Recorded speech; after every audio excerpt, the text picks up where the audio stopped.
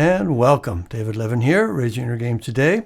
This is Tuesday, so we're talking sports and sports parenting, though this one too applies beyond sports. The subject today is meditation, specifically the mistakes we make thinking about meditation.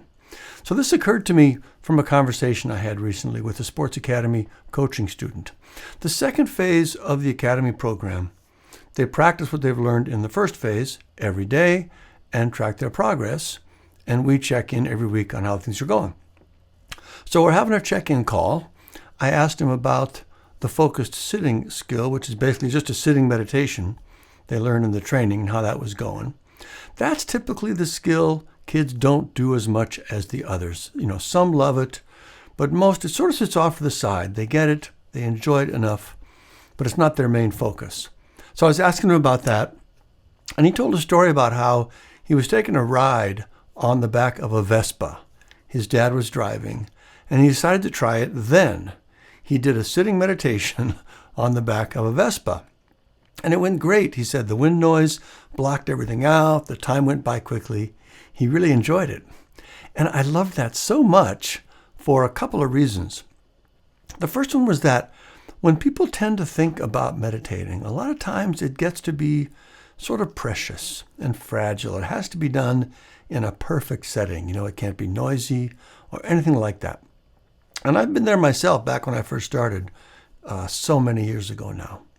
My daughter, she's 14, enjoys her morning meditation, which is great. Been doing it for several years now, actually.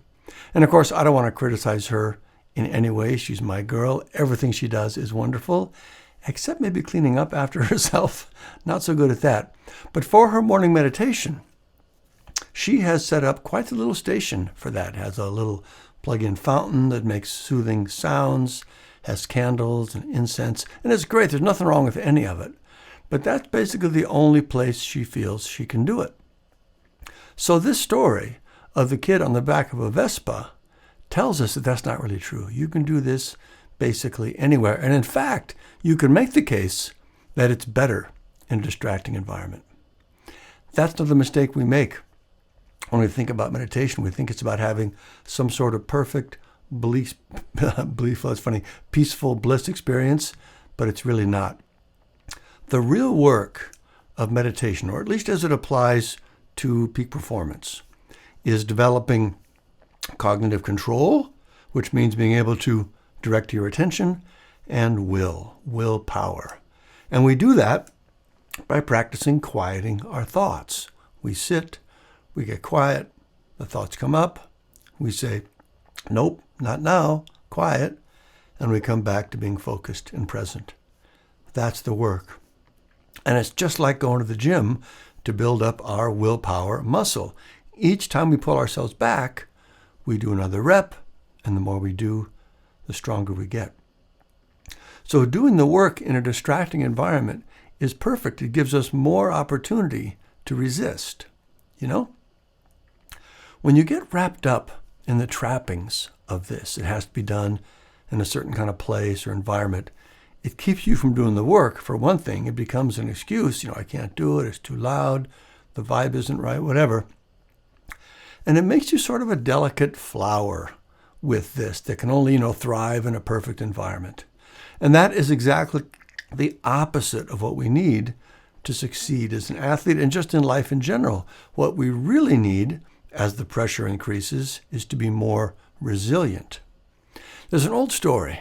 I don't remember where it's from exactly. I think it was a Sufi story. Could be wrong about that. It might be a Zen koan. But anyway, the story is a guy's being chased by a tiger. He runs up to the edge of a cliff, notices a strong vine going over the cliff, so he climbs down the vine to escape the tiger. And he's hanging there with the tiger pacing above.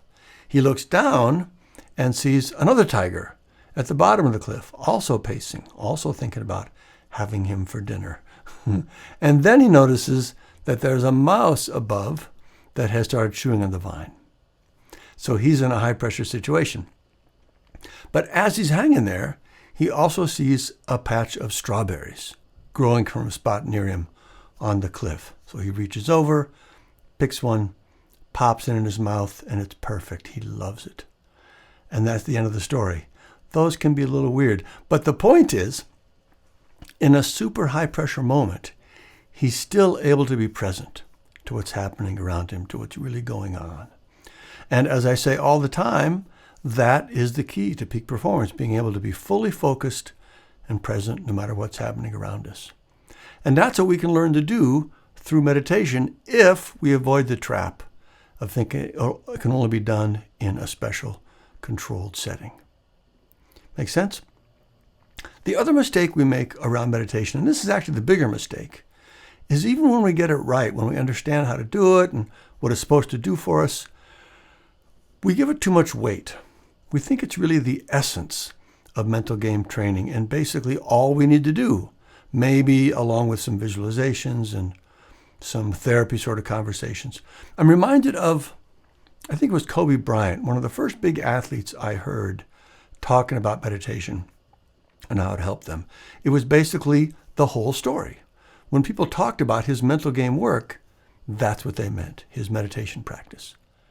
And this is a little tricky for us because on the one hand, we obviously include it in our program, so it is a powerful tool, but it's not the first thing we teach. It's actually the last thing we teach.